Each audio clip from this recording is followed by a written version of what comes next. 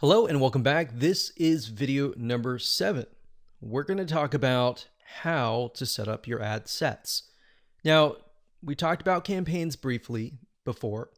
Ad sets, however, allow you to target specific groups, their locations, their countries, different audiences, their likes, their interests, the budget. You can specify that as well.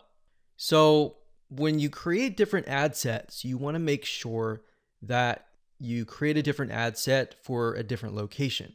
So you don't want to create an ad set with tons and tons of countries together, unless they are perhaps the third world countries. But for the most part, what we like to do is we like to segment and try to create as many different ad sets as possible. That way we kind of get more of a granular view of what's actually converting into page likes. So if we find out that maybe a specific city in a specific country is converting really, really well, then instead of targeting the whole country and losing money that way, you can instead target that specific city.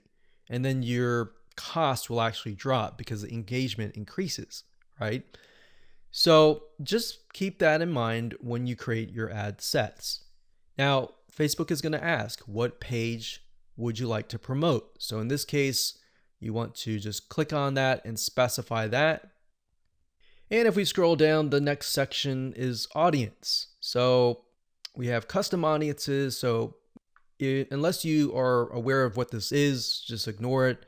But basically, custom audiences are, think of lists or email lists, basically, of people that have visited a certain page and hit your pixel. So if you do have a custom audience, you can enter that here. Now, for now, just ignore this. So if we scroll down further, it says location. So people who live in this location, everyone in this location, people recently in this location, or people traveling in this location. So that gives you a better idea of who to target. So if your product or service relates more to these, you may want to choose those.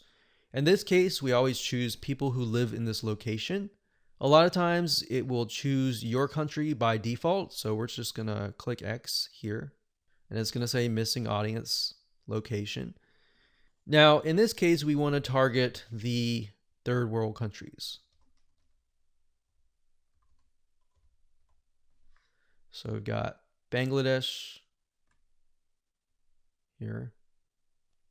And another thing that you have access to is regions. So if you click on browse, what Facebook will do is it'll list out regions. So we've got free trade areas, emerging markets, app store regions, the Europe area. So free trade, you can go to Asia down here. So Asia down here encompasses Australia, Brunei, Hong Kong. So these are actually what we call, some of these are actually tier 1. So we don't want to do that off the bat because that will just increase our costs. So what we like to do is, if you're not aware of what country to target, you can actually simply go to google.com, type in the keyword term, list of third world countries, and scroll down and just try to look for it. So it says third world countries 2019. Now, obviously this most likely is going to stay the same throughout the next few decades. But if we go back over here. Okay, so I scrolled down the page and I found a list of third world countries. So we can see a list, we can see the population here. So what we could do is we could sort by population. So as you can see, I mentioned Bangladesh because Bangladesh actually works fairly well in our past campaigns.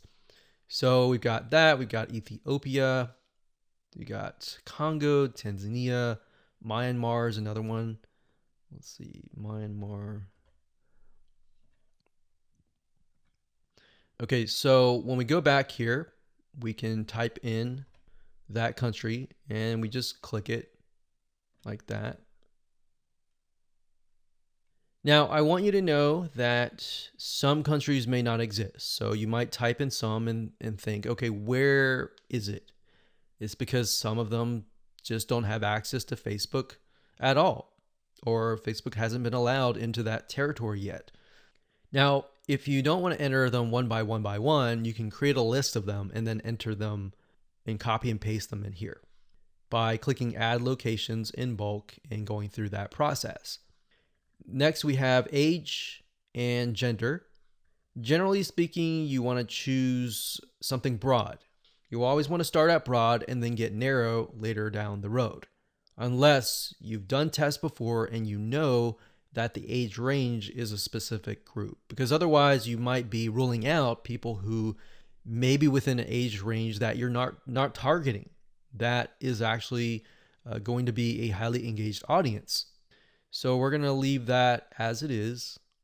Now, languages. Because we are targeting third world countries, we know that a lot of them speak English, but some of them might be getting on Facebook and they may not speak English. So if that's the case, they're going to see your ad and you're going to pay money to someone who you're essentially not going to be able to communicate to. So we enter English here.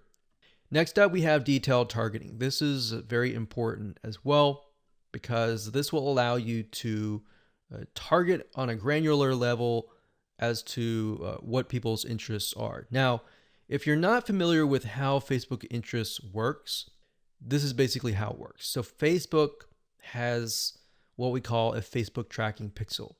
And these are pixels that are placed by website owners like us on our websites. And whenever somebody visits those pages, they are then pixeled, or Facebook sees them and they see them visiting, let's say, a barbecue website.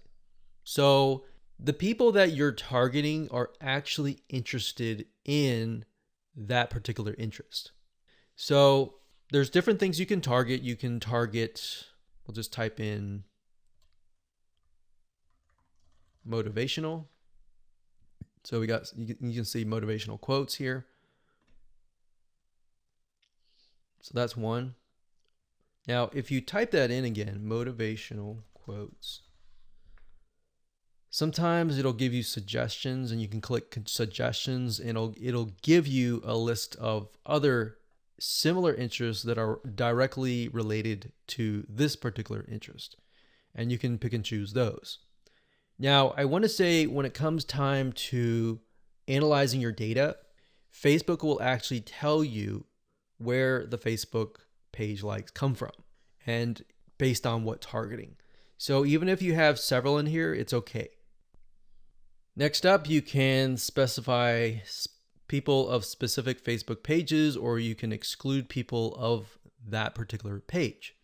Next up, we have automatic placements. In other words, where do you want Facebook to show your ads to the right people? So automatic placements, what that means is Facebook will use their artificial intelligence to place your ads.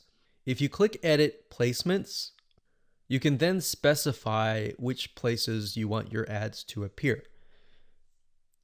So you can do all devices, which is highly recommended if you're starting out and you don't know just yet.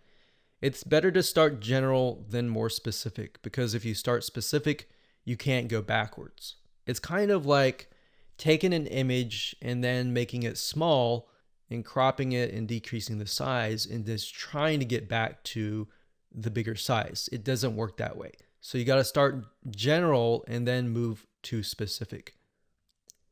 So just to keep things simplistic, we usually choose automatic placements because we're utilizing Facebook's extremely smart artificial intelligence. Okay, so we got optimization and spending controls. Usually just keep everything by default and click continue. And that's it. So that's all there is in terms of setting up an ad set. Now we can create an ad, which is the images, the content that you want to essentially put against each other and figure out what is actually converting. All right, we'll see you in that